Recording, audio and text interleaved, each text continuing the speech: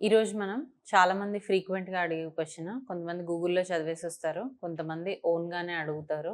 లేదంటే కొంతమంది వాళ్ళ ఫ్రెండ్స్ చెప్పడంతో అడుగుతూ ఉంటారు. అదేంటి అంటే హెయిర్ ట్రాన్స్‌ప్లాంటేషన్‌తో పాటు పీఆర్‌పీ గూడా చేసుకోవాలా? మాకు పీఆర్‌పీతో పాటు ప్యాకేజ్ ఇస్తారా? అని అడుగుతూ ఉంటారు. సో, అసలు హెయిర్ ట్రాన్స్‌ప్లాంటేషన్ చేసిన తర్వాత పీఆర్‌పీ అవసరమా? దీని గురించి మనం తెలుసుకుందాం. సో, హెయిర్ ట్రాన్స్‌ప్లాంటేషన్ మనం different grades of androgenetic alopecia ఉన్న వాళ్ళకి చేస్తాం. 1-7 గ్రేడ్స్ ఆఫ్ అలోపేషియా ఉంటుంది. దాంట్లో 4th-7th గ్రేడ్ మనం హెయిర్ ట్రాన్స్‌ప్లాంటేషన్ చేస్తాం. కొంతమందిలో ఏంటి అంటే ఓన్లీ ఫ్రాంటల్ హెయిర్ లైన్ అనేది రిసీడ్ అవుతది. అండ్ సైడ్స్‌కి హెయిర్ అనేది పోతుంది. ఇక్కడ హెయిర్ ఉంటది. బట్ థిక్‌నెస్ అనేది చాలా తక్కువగా ఉంటది. అంటే హెయిర్ థిన్నింగ్ ఉంటుంది.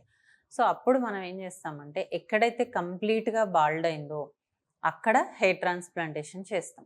రిమైనింగ్ ఏరియాస్‌లో ఉన్న థిన్నింగ్ కవర్ చేయడానికి, లేదంటే రిమైనింగ్ ఏరియాస్‌లో ఉన్న హెయిర్ ఫాల్ కంట్రోల్ చేయడానికి మనం పీఆర్‌పీ సజెస్ట్ చేయడం జరుగుతది.